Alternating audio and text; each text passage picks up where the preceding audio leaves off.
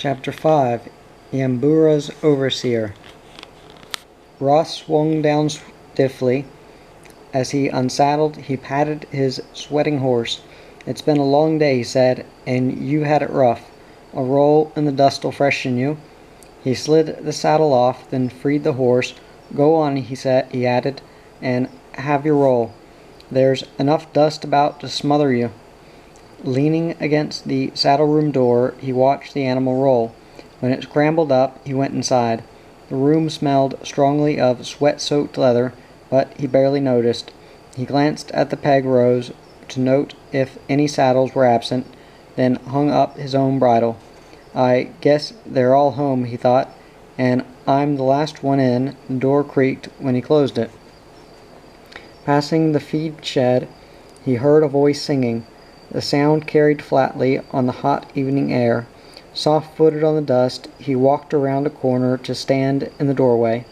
Hand under head, the boy leaned back on the chaff. "Ben." Brolga and the pup lay near him. Both had their heads cocked, listening to his song. He had just reached the chorus. "Wrap me up in blankets and stockwhip, and bury me deep down below, where the dingoes and crows won't molest me, down where good stockmen go." Ross tipped back his hat when he said, "You're doin' all right, but ain't it a bit sad? There's a lot lies ahead of you yet." Brolga whirled as he spoke, and the boy stood up. One hand grabbed Brolga's scruff, the other grabbed Rag's legs. "Set down," he scolded, "the pair of you." Flush-faced, he stared at Ross. "Ah," he went on, "you know how it is. I was just singing." "Yeah," Ross nodded, "I thought it was like that." With the boy standing near, he rolled a cigarette. It was a light in his mouth when the boy set Rags down. "He's coming along," Ross added. "You can see I'm in the making. How old is he now?" The boy reckoned, counting on his fingers. Six weeks and 4 days. I've got it marked in me room." Ross sucked smoke into his lungs. His voice came as a grunt when he said, "Yeah, he's good all right, and he's taking to you. You can see it in his eyes. It'll be a while yet before Kang'll want him." The boy bent over and pushed Rags under the bin. Brolga came behind, and he pushed her under too. "There's tonight at least," he whispered, "and a few more yet. Then we'll see what happens." Worry creased his face when he walked outside. Ross pretended not to notice. Bluff in his big, heavy way, he patted the boy's shoulder. "You see," he said, "how the sun's settin'? There's a picture there, if ever I saw one." As he spoke, he glanced out across the sandhills. Wave after wave reflected the sky's raw colors. The boy shaded his eyes. Hazed by glare, sand and crimson sky merged together.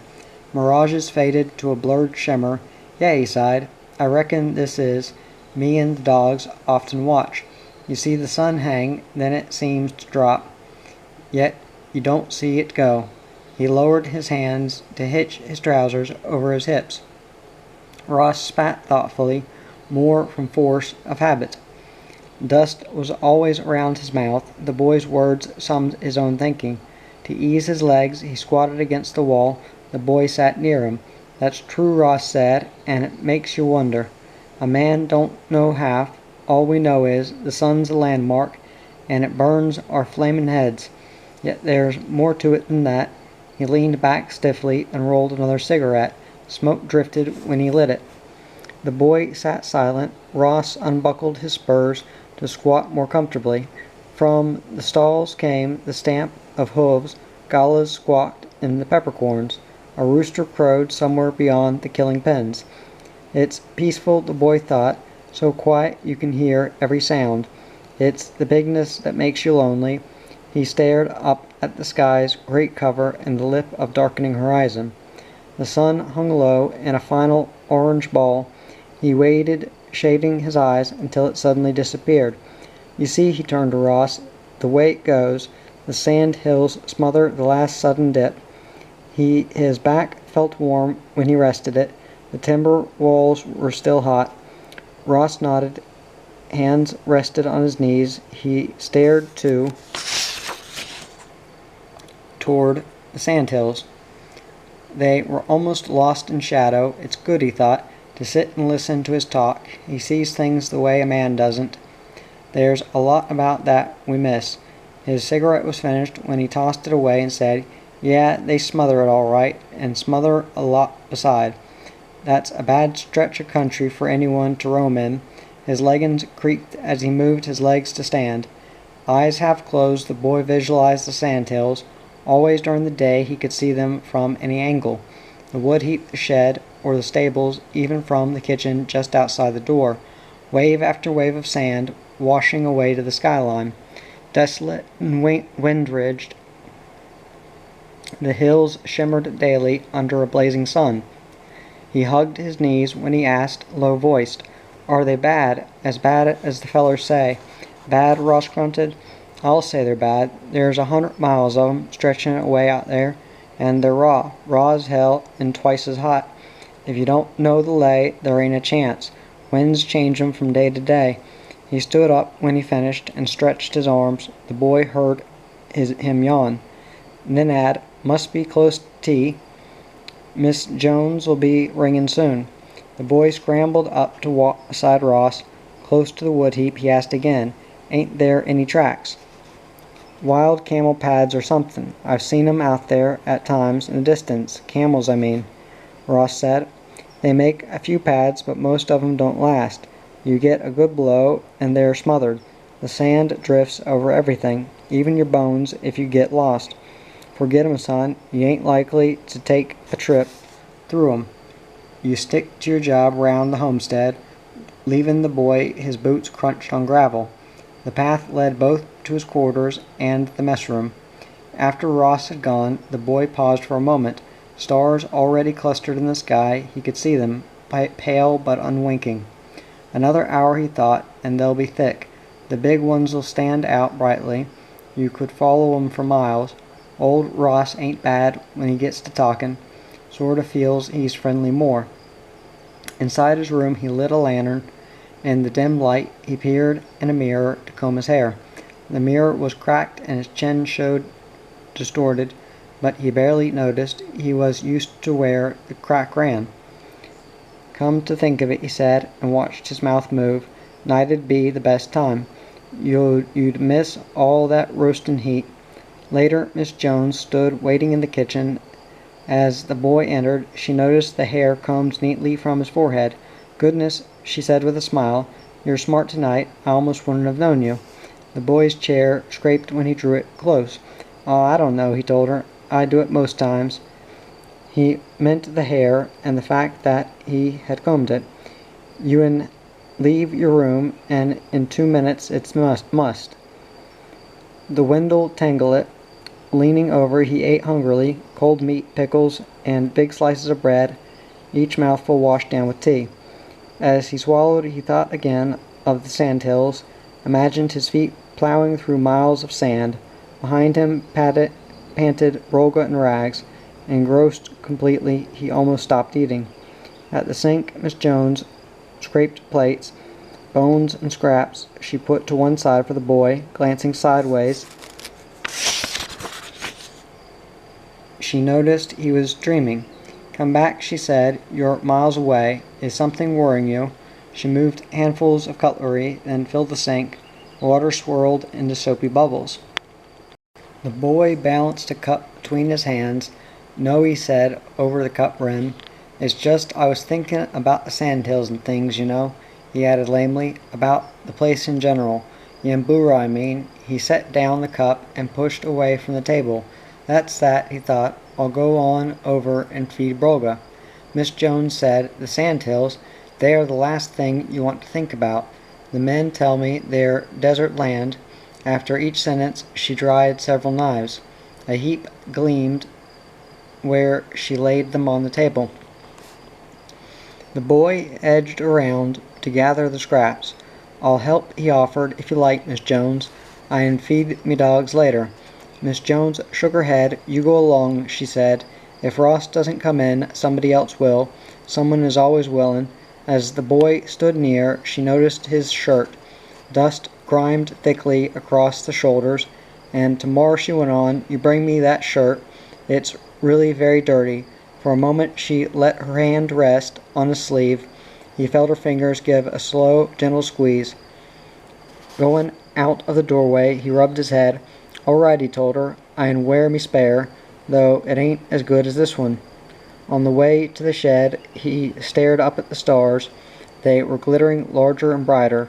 The scraps felt light in his hand.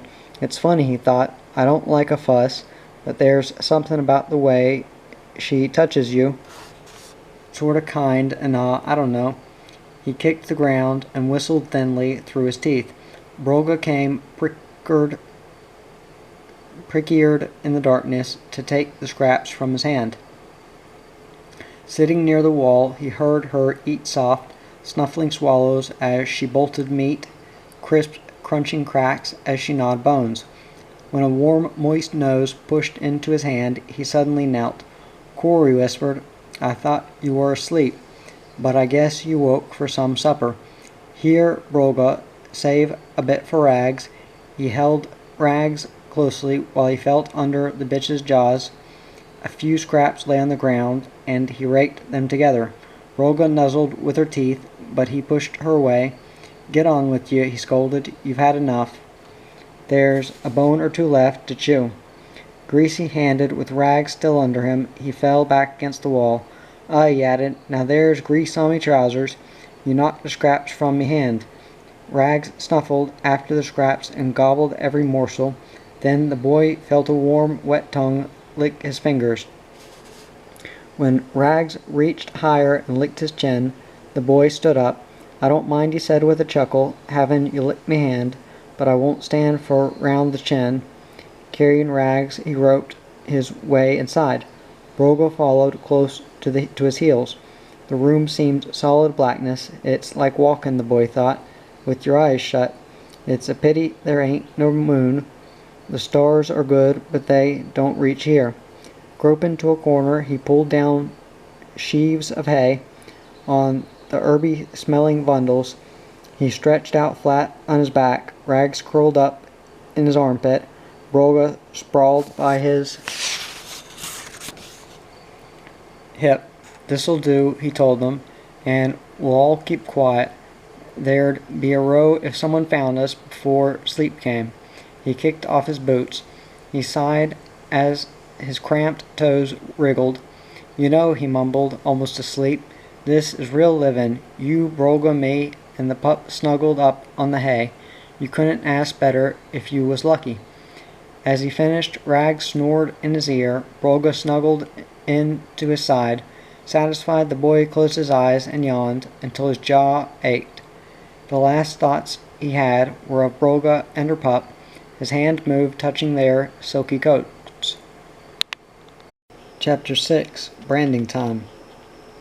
When he awoke, the boy yawned tiredly. His arms felt stiff and his shoulders ached. Straw poked into his face. I don't know, he thought, but I went to sleep yawning, and I'm still yawning. I should have broken the sheaves before I slept on 'em. He lay silent for a moment, barely aware it was daylight. Suddenly he struggled upright. From beyond the water trough, hoofbeats drummed on the hard-baked ground. A stock whip cracked, echoing into the shed. The boy grabbed his boots. Through the open doorway he saw horses galloping. Behind their streaming tails rode an aboriginal stockman, crouched on a bare-backed night horse. In its shaggy neck glistened with sweat. Phew, the boy said, and pulled on his boots. He's been a long way, and here's me still in bed. As he stamped into the boots, Rags danced around in excitement, but the boy pushed him down. Stay there, he scolded. I'll be back later.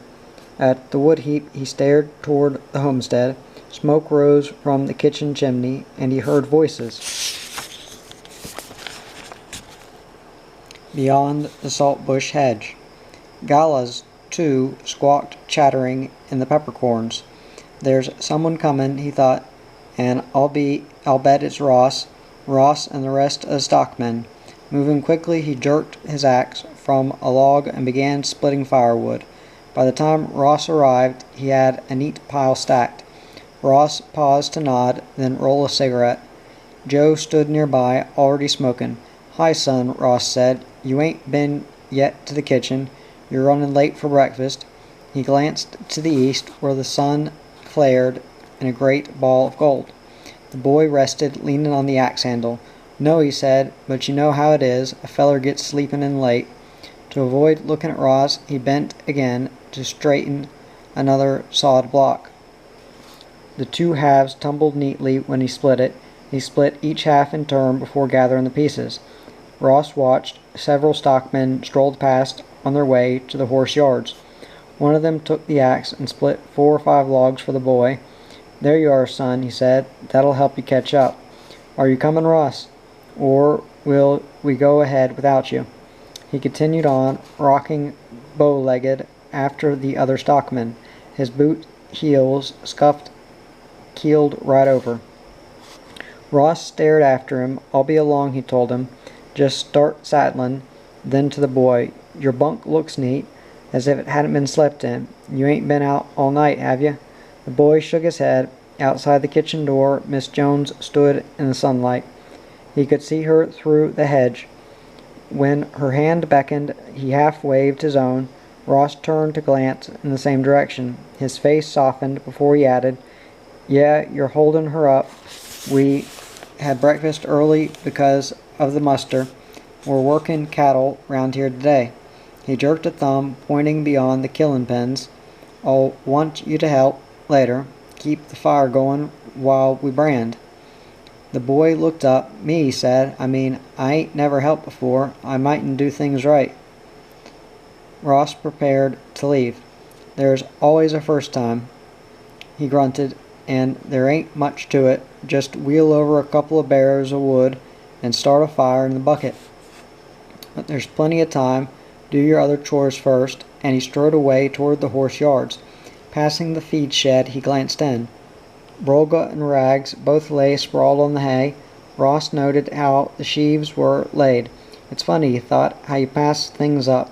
I never asked him then where he slept last night. I wouldn't mind betting it was here." He scratched his ear as he walked on to the horse yards. The boy lived more with dogs than with humans. In the kitchen, Miss Jones fried 2 fresh chops. When the boy bumped in over the doorstep, carrying an armful of wood, she set the chops on the plate. The boy smelled their warm, meaty odor. Corey said, "They smell good." "Good morning, Miss Jones. I'm a bit late in with your wood." With one leg cocked behind, he stopped the door from banging. He almost fell, dumping wood in the box. Miss Jones smiled. Every day he had a new way of coming in with the wood. "Good morning," she said. "You nearly came a cropper." "What's been the trouble this morning? I saw Ross talking to you." She reached for a jug and poured thick brown gravy over the chops. The plate felt hot as she gave it to the boy. Passing it from hand to hand, he walked around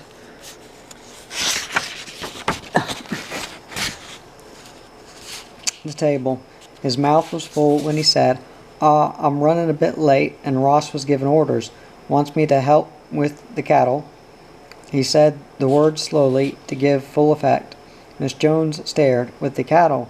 That's man's work. The cattle here are half wild." She bent over the stove and jammed wood into the grate. "Ross," she added, "ought to have more sense. He'll be getting someone injured." She closed the gate and then scrapped underneath at the ashes. The poker jerked in her hands. The boy wiped his plate. Bread dunked in gravy, he thought. It's better than meat. You just have to swallow it. The bread tasted richer and softer. When the plate shone, he pushed it away. I don't know," he told her. "A feller has to learn. And Ross says you haven't to have a first time." Him and his first time. Miss Jones poured herself some tea and sat opposite. "If you have to help, keep your wits about you. Even the men get hurt at times." The boy nodded. "Yeah," he said. "I've heard 'em talk, but I won't be in with the cattle, just stoking the branding fire." And after each sentence he gulped a mouthful of tea. Miss Jones heard it wash down his throat. Later, as he went out through the doorway, the boy looked back. Miss Jones still sat at the table. Her elbows were propped, resting on the cloth. She held a cup balanced between her 2 hands.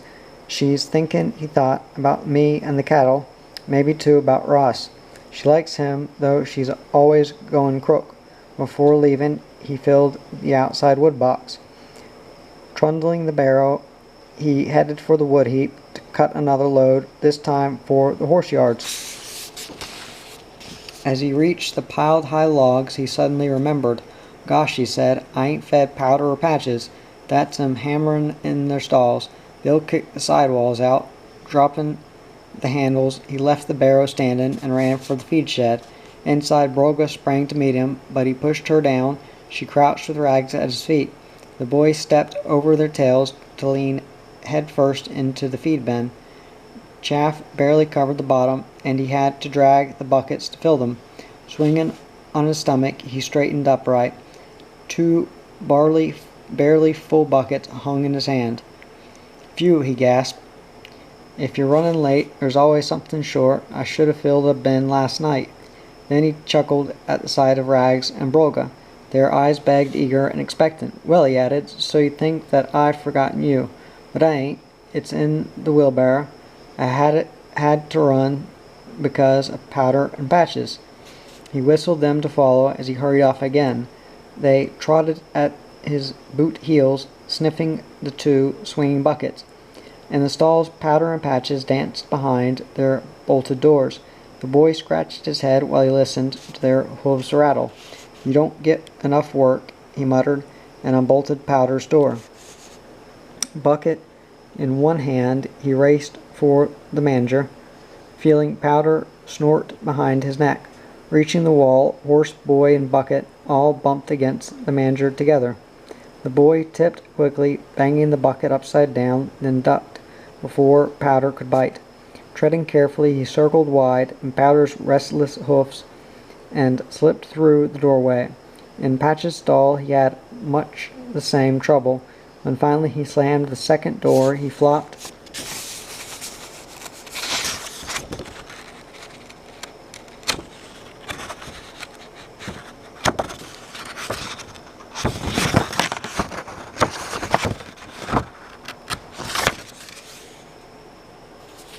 onto an upturned bucket. "You know," he told Broga, "they make a lot of work. The boss don't ride 'em much, and they just eat their heads off. Now I got to clean their stalls." Broga's soft, warm eyes looked up, and Rags listened, prick-eared. Bent over the bucket, the boy patted them both. "I suppose," he thought, "they don't really know. You can talk and talk, but they can't talk back. Yet there's something there behind their eyes that seems to understand." After raking the stalls, he went back to the wood heap.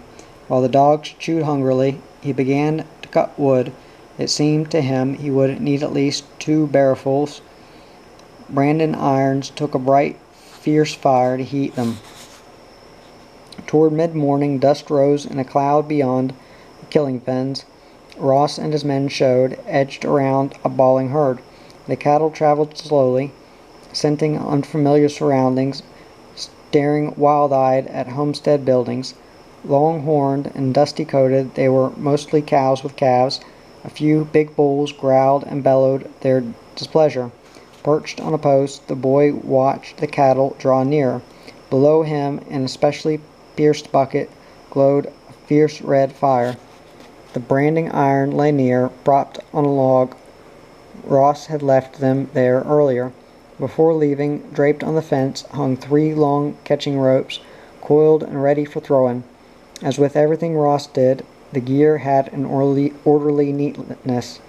The boy had been careful to do his own job neatly. Wood stacked within reach of the fire bucket, and the barrow had been wheeled away. "He can't blame me," the boy thought, "if someone falls over. It won't be over me or the barrow.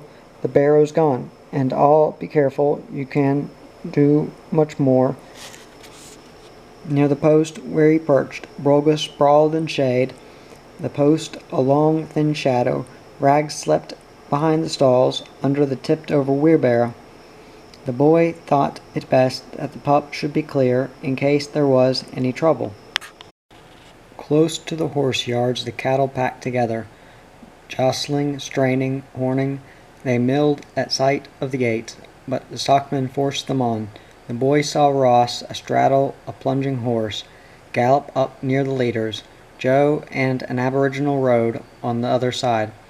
As their whips rose and echoed, the leaders plunged away from them, in through the gates. The herd followed, crushing tightly between the horsemen. When the last beast was in, a stockman slammed the gates, then slid from his horse to fasten them.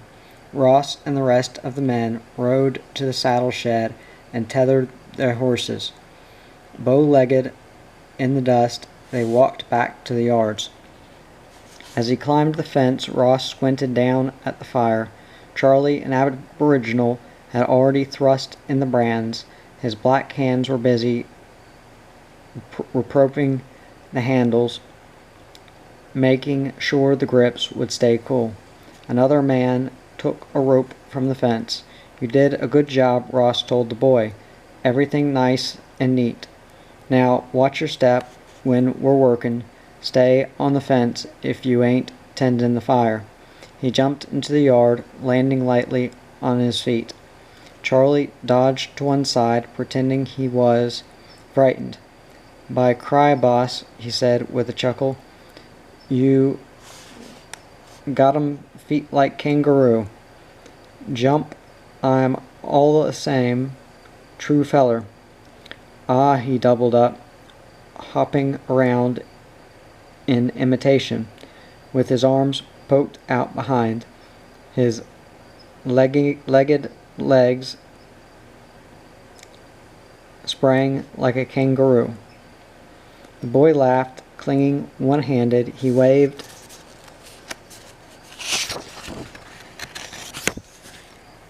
the other. "Go it, Charlie," he shouted. "You're doing fine. Your arms look like a tail." Ross snatched a rope. He liked to have fun before the real work started. The men liked it too, and would always join in. Ross swung the rope, and as Charlie hopped past, the loop dropped over his head. Ross pulled on the rope, helped by Joe and another, and Charlie tumbled headlong. "Slap a brand on 'em," Joe yelled, but Charlie was already scrambling upright. Freeing the rope, he climbed up near the boy. "By cripes," Charlie said, "me stop along this place. No get 'em brand on trousers." White-toothed in the sunlight, he tipped back his hat. Sweat glistened on his broad, homely face. Ross quickly coiled the rope.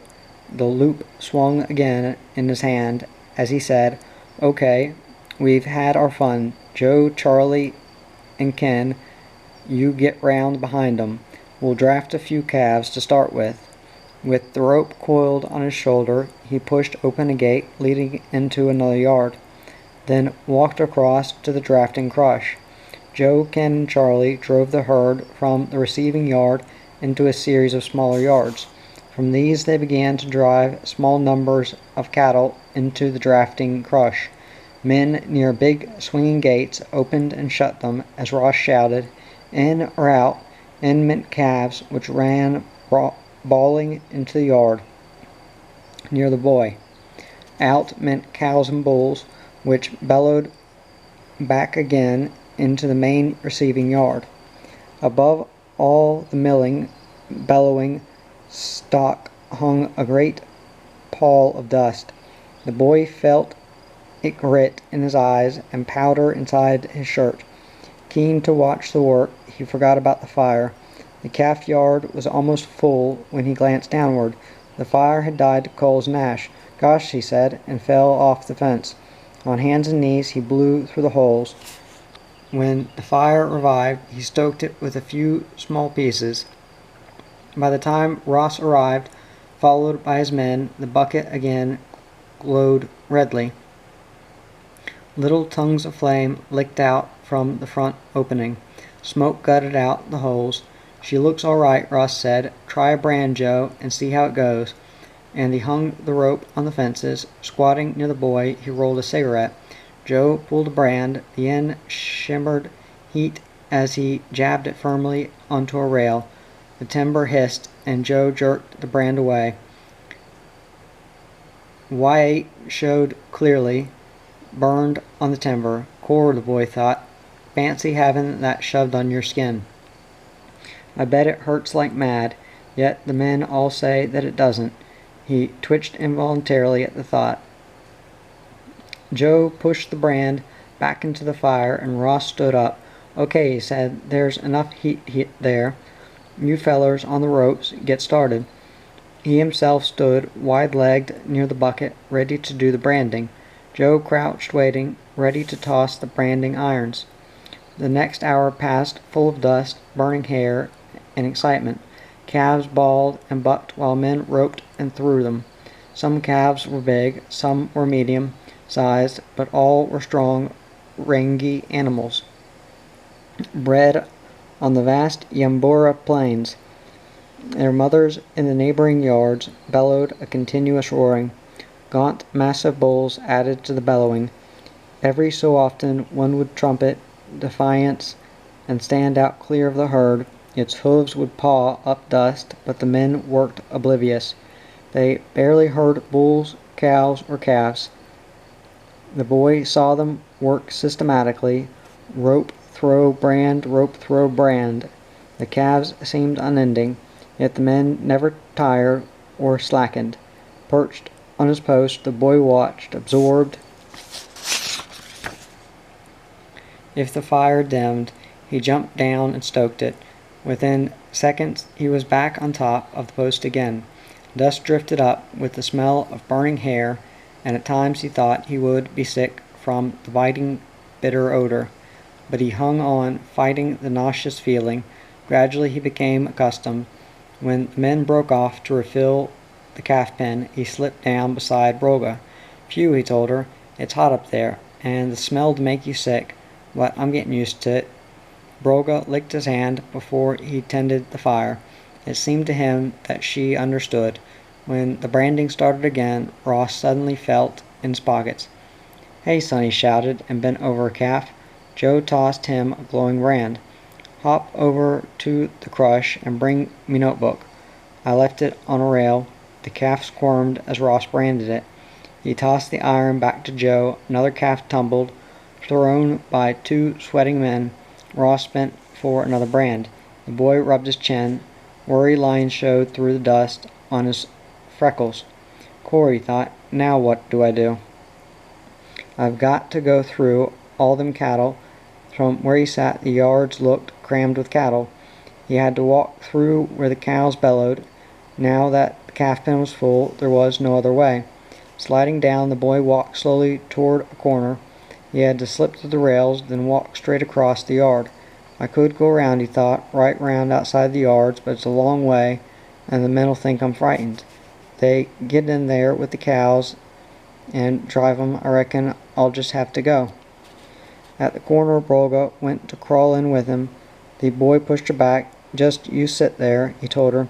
"You might scare the cattle. Ross'd go crook if he saw you." She whimpered when he left, and he lifted a hand to warn her.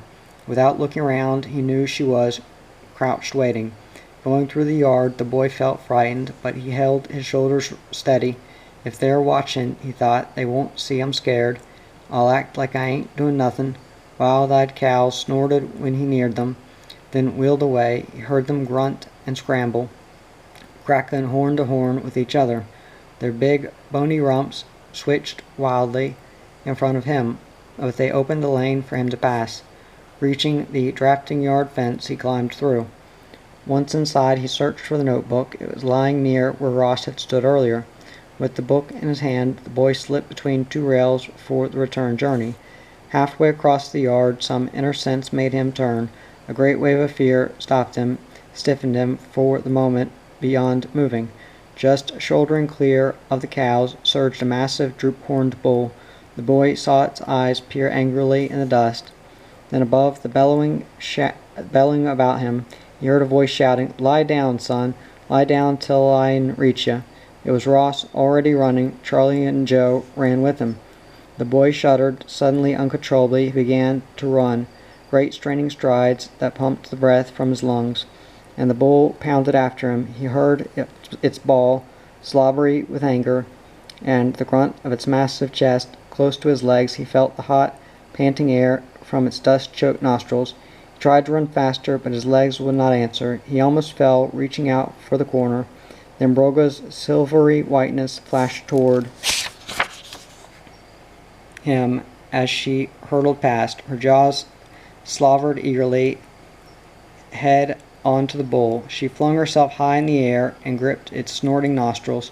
Running near, Ross heard her teeth clamp on the tough, sensitive cartilage. Surprised, the bull skidded abruptly, swinging Broga up over its horns, but she hung on and scrabbled with her paws above its startled eyes. Blindfolded for a moment, the bull stood swaying. Ross hit its underjaw with a brand, and as it swung away, thwacked its rump with all his strength. His big arms smashed the brand down until it bent. Bluffed more than hurt, the bull raced, bellowing in amongst the cows, and Broga slid down over its neck. Fleet-footed, she caught up with the boy as he scrambled through the rails.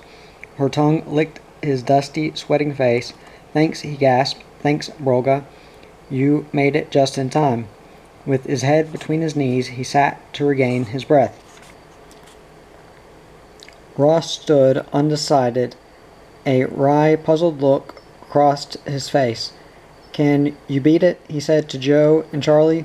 "We work 'em for months on end and nothing happens. Yet I bring the boy in for a day and he's nearly killed. Why would it have to be?" He gripped the brand in two hands and bent it straight over his knee. The shirt strained tightly on his shoulders.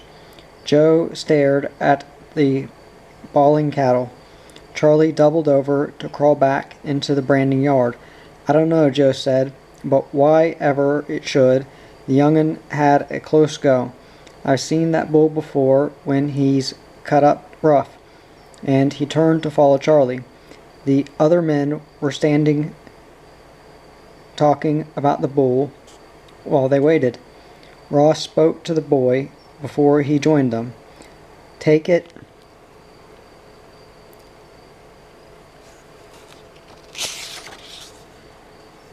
oh, easy," he said, "and get your wind. There ain't no need to hurry. Charlie'll watch the fire." But the boy scrambled upright. "I'm right," he breathed hoarsely. "Just feel a bit puffed. Here's the book you sent me for." He held out the book in his hand. Ross stowed it in a pocket. Followed by the boy, he clambered into the branding yard. Together they walked toward the fire bucket.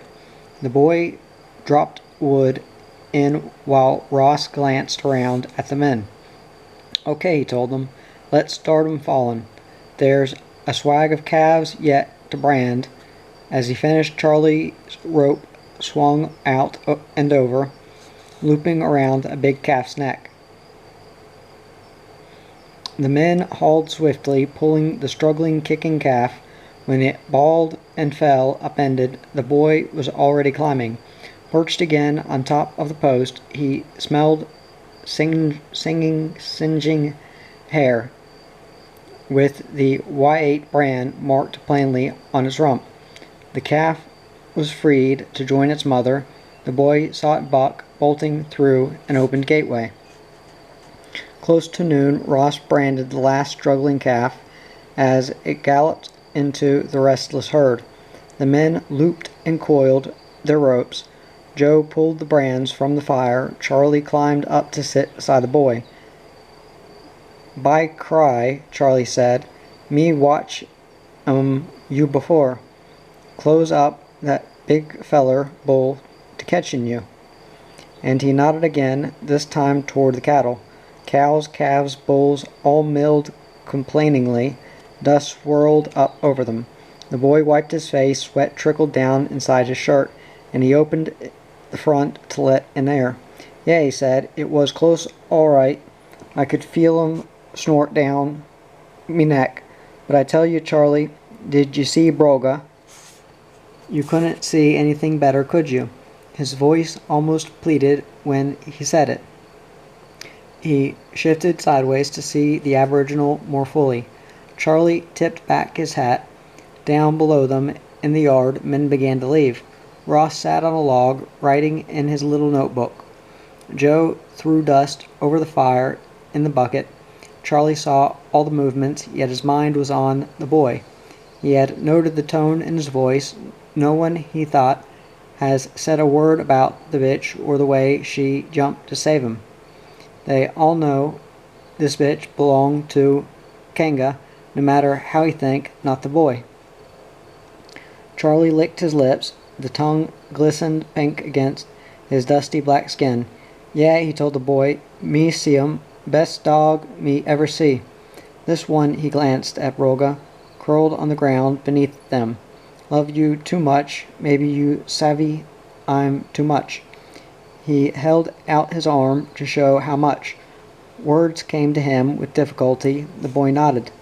He liked Charlie and the way he had of talking. You could understand his reasoning. Yeah, he said, I see what you mean, and that's the way I feel. You get sort of tied up trying to explain. Eyes shaded against the glare, he peered downward. Broga whimpered, eagerly looking up. Ross stretched on the log before he stood. His shoulders felt stiff from the branding. He stretched again before he said, okay, that's enough talking. Hop on over for your dinner. Come on, Joe. With Joe close behind, he clambered through the rails. Charlie slid down to join him. For a moment the boy waited to let them draw ahead. As he slid down beside Broga, he rubbed her ears. Well, pick up rags, he told her, and drop in at the shed. I don't have to hurry like these fellers. They've got the cattle to shift. Going around to where he had left the wheelbarrow, he remembered the bull, the nearness of its great snorting head. Corey said with a shudder, it was close all right. I can still feel 'em close to me trousers. Rags came to meet them. He fussed around the boy first, then nuzzled against Broga. The three went across to the feed shed.